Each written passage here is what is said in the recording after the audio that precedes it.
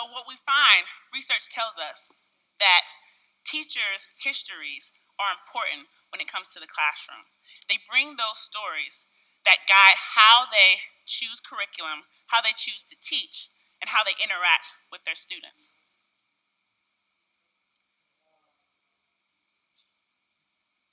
What we also know is that we have to be careful about how we interact with our children and how we think about the work that we're doing with them. So I began to wonder, how do those microscopic interactions with teachers that have that underlying bias, how might that be replicated or manifest in macroscopic situations? How might these interactions be supported in state and federal policies that affect education? So we know that African American children, particularly boys, are disproportionately disciplined. They're giving more suspensions than their white counterparts for the same infractions. We know that African American children are disproportionately placed in special education. They're also disproportionately medicated in the school system. We also know that states like Alabama, Virginia, and my home state of Florida has race-based academic standards. Let that sit for a moment. Race-based academic standards. So what that means is a white child may be required to pass at 80%, where a black child is required to pass at 60. So what does that mean for our children? Who are we telling who can and can't be intelligent? How are we preparing our children for the next grade, for college? I then began to look at teacher demographics and student demographics. So I looked at who's in this classroom, right? So we know that children of color have doubled in the last 30 years in the K-12 system. We know that 22% of children live in poverty. And we know that 10% of students in the K-12 system are English language learners. Yet, our teacher workforce remains predominantly female, white, middle class, and monolingual English speakers. We also know that there's challenges around retention in urban and rural areas where this diversity is most concentrated. So, universities and teacher preparation programs have recognized this. They've created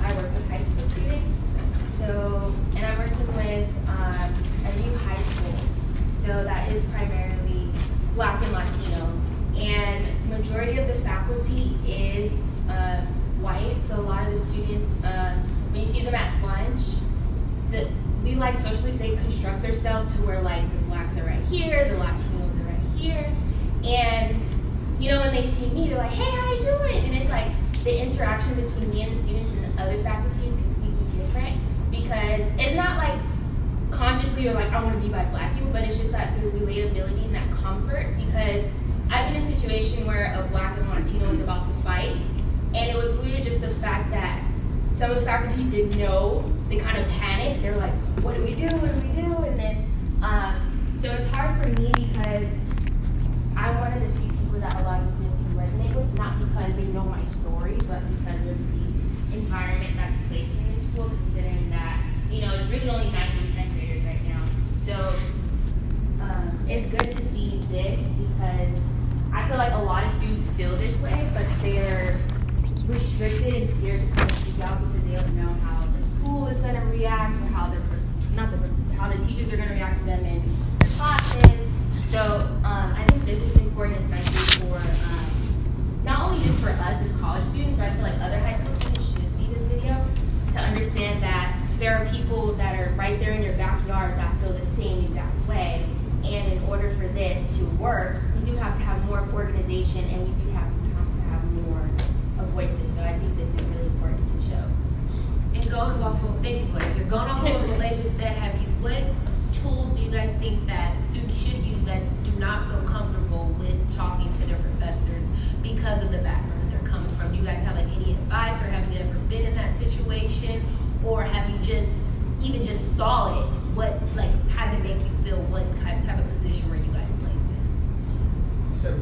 Is that higher ed or K-12? We can go all the way through the spectrum. What you bring up is something that is prevalent and well documented among faculty and teachers of color, because unfortunately the teaching profession is predominantly white female, and our students, our classes are not predominantly white, and they're very diverse, and so it happens quite often. Students latch on to the faculty of color at the higher ed, or the teacher of color, right?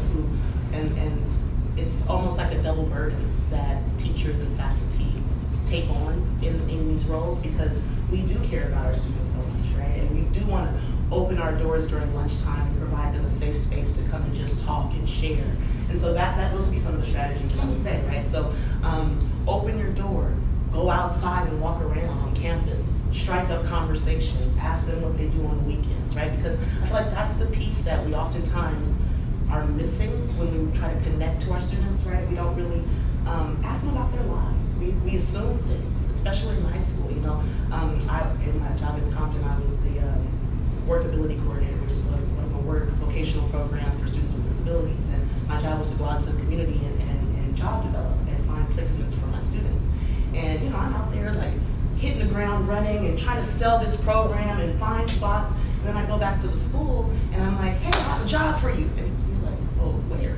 And I said, at the car wash. And I said, I want that job. And so because I didn't take the time to find out about his life, so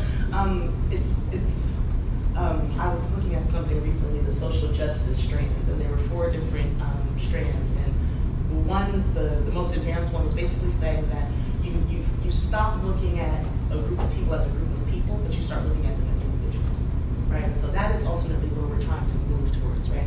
And recognizing the individual and not lumping them or dumping them into some group that we have a conception of in our head, right? So we stereotype, but taking the time to actually learn individual people, and the only way to do that is by being out on the field, making connections, reaching out.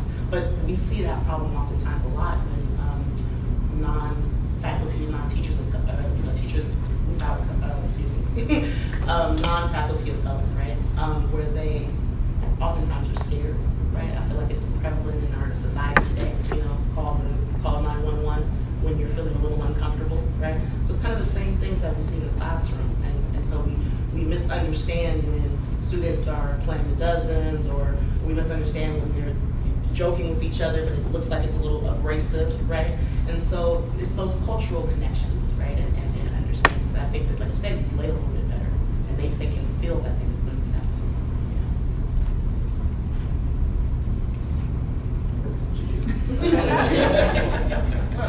I agree with basically what it said. What I want to do, and we can have this conversation. There's always a conflict because we don't want to overstress who we are, but we can't erase ourselves either. So we can be treated as individuals on one level, but we can never escape ourselves.